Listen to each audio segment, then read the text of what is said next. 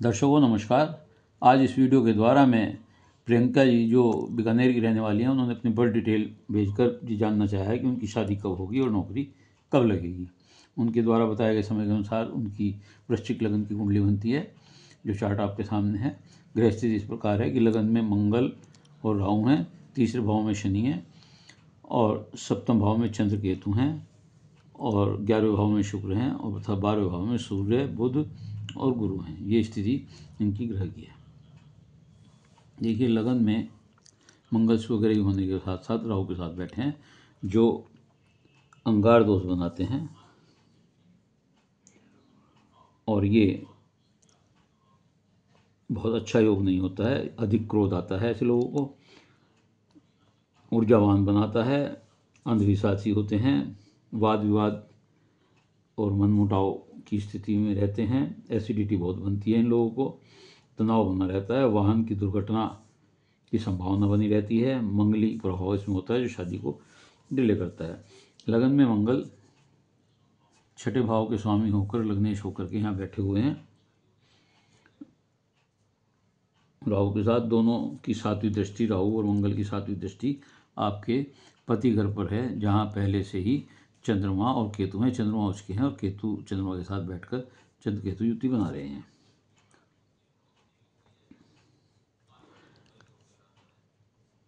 इससे हम दैनिक और रोजगार भी देखते हैं।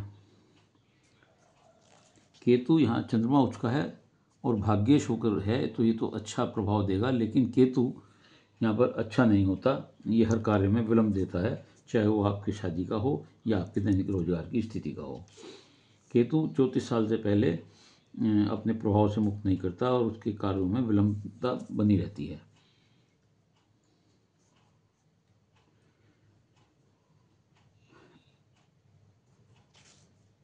कारोबार का और पति घर का स्वामी जो 2 नंबर है शुक्र, वो 11वें भाव में बैठा हुआ है और 12वें भाव का स्वामी होकर के भी बैठा हुआ है, लेकिन यहाँ कन्या राशि में है जो नीच का होता है।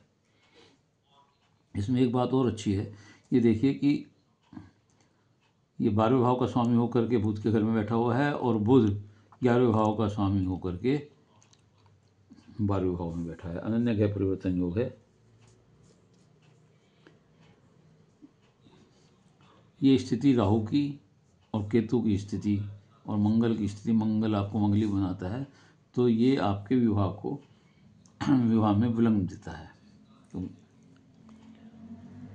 लेकिन विवाह को लेकर कुछ मन, इसके अलावा केतु क्या करता है कि विवाह को लेकर मन में कुछ उदासीनता सी पैदा कर देता है। सप्तम भाव में चंद्र केतु जो बैठे हुए हैं ग्रहण दोष भी बनाते हैं, जिसे पिशाच योग भी कहते हैं, और ये अज्ञात भय मन में बना रहता है ऐसे लोगों के। राहु भी लगन में बैठकर के तार्किक शक्ति अधिक देते हैं, तरक्की भी देते हैं राहु यहाँ बैठ करके, लेकिन भ्रम की स्थिति भी बनाते हैं। सेल्फ इगोइस्ट बनाते हैं, सेल्फिश बनाते हैं, सेल्फ इगोइस्ट बनाते हैं मंगल राहु यहाँ बैठ करके। चंद्र केतु से संबंध होने से आप जो हैं वकील भी हो सकते हैं, और आपका पति, क्योंकि ये शुक्र उच्च के हैं, यहाँ चंद्रमा उच्च के हैं और शुक्र इसके स्वामी हैं 2 नंबर के, तो ऐसे में आपके पति सुंदर हो सकते हैं, सुशील हो सकते हैं, धार्मिक प्रवृत्ति के हो सकते हैं। शुक्र के कारण चंद्र यहाँ उच्च के होने के बाद स्थिति में प्रेम प्रसंग भी हो सकता है आपका, कोई विचारधारा भिन्न हो सकती है आपके अपने पति से। वैवाहिक जीवन में निरस्ता व रूखापन व मानसिक कष्ट हो सकता है, संताप की स्थिति बन सकती है। पति के साथ विदेश जाने का योग भी दिखाई देता है, क्योंकि 7वें शुक्र जो है 7वें भाव का स्वामी है और वहाँ ये 10वें भाव का स्वामी भी सूर्य बैठे हुए हैं, आमदनी के भाव के स्वामी भी वहाँ बैठे हुए हैं। तो ऐसा लगता है कि, और शनि की भी दृष्टि यहाँ पर पड़ रही है, तो ऐसा लगता है कि जिससे आपकी शादी होगी वह आदमी विदेश से संबंधित है, विदेश में नौकरी करेगा और आपका विदेश भ्रमण उनकी वजह से होगा।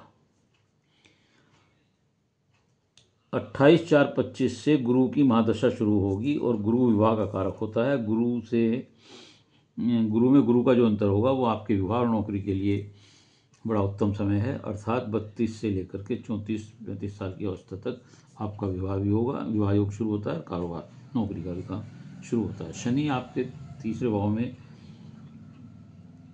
बैठे हुए हैं, वहाँ शनि बैठकर न्याय प्रिय बनाते हैं, आपको चतुर बनाते हैं, उदार बनाते हैं, भाग्य साथ देता है, जुझारू और संघर्षशील होते हैं आप, टेक्निकल क्षेत्र से भी जुड़े हो सकते हैं आप, टेक्निकल क्षेत्र की क्षमता भी हो सकती है, कभी कभी ऐसे लोग बीटेक भी कर लेते हैं। शिक्षा में व्यवधान शनि क्योंकि तीसरी दृष्टि से शिक्षा भाव को देख रहा है, तो शनि शिक्षा में व्यवधान दे सकते हैं और संतान में भी बाधा पैदा करते हैं। भाई बहन वहाँ बैठकर शनि भाई बहनों से तनाव देते हैं तीसरे भाव में बैठ करके। तो भाग्योदय आपका शनि क्योंकि वहाँ से बैठकर भाग्य स्थान को देख रहे हैं, तो आपका 33 से 34 में भाग्योदय होता है और विदेश योग बनता है। शुक्र 11वें भाव में नीच के हैं और सप्तमेश होकर हैं।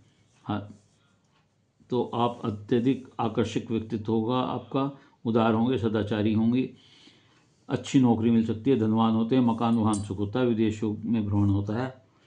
सूर्य 12वें भाव में बहुत ज़्यादा अच्छा फल नहीं देते, वह एकांतवास देते हैं, विदेश यात्रा देते हैं और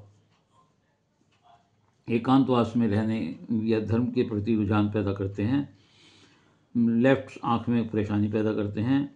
गुरु यहाँ पर बैठ करके आध्यात्म की तरफ ध्यान कराते हैं, दयालु बनाते हैं, ईश्वर में आस्था पैदा करते हैं, विदेश में लाभ देते हैं, नौकरी देते हैं, शिक्षा संबंधी जोड़ते हैं। तो ऐसी स्थिति में आपकी अगर कुंडली हम देखते हैं तो आपका पहला भाग्योदय या शादी का अवसर 25/26 साल में आया होगा, वो मैच्योर नहीं हुआ होगा। अब 33 से 34, 33, 34, 35 के बीच में आपका विवाह का योग भी है और नौकरी का योग भी है। उपाय आप ये करें कि आप एक तो ग्रहण दोष का उपाय करें, पिशाच दोष का करें, अंगार दोष का उपाय करें, मांगलिक हैं उसका उपाय करें। तो गणपति जी की पूजा करें, गणपति जी पर दूबड़ा चढ़ाएं, मंदिरों पर पताका चढ़ाएं। देखिए सूर्य शनि, सूर्य नीच के हैं कुंडली में, शनि सुग्रही हैं, चंद्रमा उच्च के हैं, शुक्र नीच के हैं, मंगल सुग्रही हैं। इस तरह आपकी कुंडली में ग्रहों की स्थिति है। तो मैं समझता हूँ कि अगर आप ये उपाय करेंगे, मांगलिक का उपाय करें और केतु का उपाय करें जो सप्तम भाव में बैठे हुए हैं, तो निश्चित रूप से, और ये जो ग्रहण दोष बना रहे हैं इसका उपाय करें, तो निश्चित तौर से आपकी मार्ग में आने वाले विधान दूर होंगे, जल्दी शादी होगी और अच्छा पति मिलेगा। उम्मीद है आपको अपने प्रश्नों के उत्तर मिल गए होंगे। यदि आप इस वीडियो को पसंद करें तो इसे लाइक करिएगा, शेयर करिएगा और कमेंट्स बॉक्स में जाकर अपने विचार लिखिएगा। इसके अलावा यदि किसी और का कोई प्रश्न हो तो वह मेरे चैनल को सब्सक्राइब करते हुए अपना प्रश्न अपनी डिटेल के साथ भेज सकते हैं, उत्तर अवश्य दूंगा। निःशुल्क सेवा है, लेकिन उत्तर के लिए आपको धैर्य के साथ इंतजार करना पड़ेगा। धन्यवाद।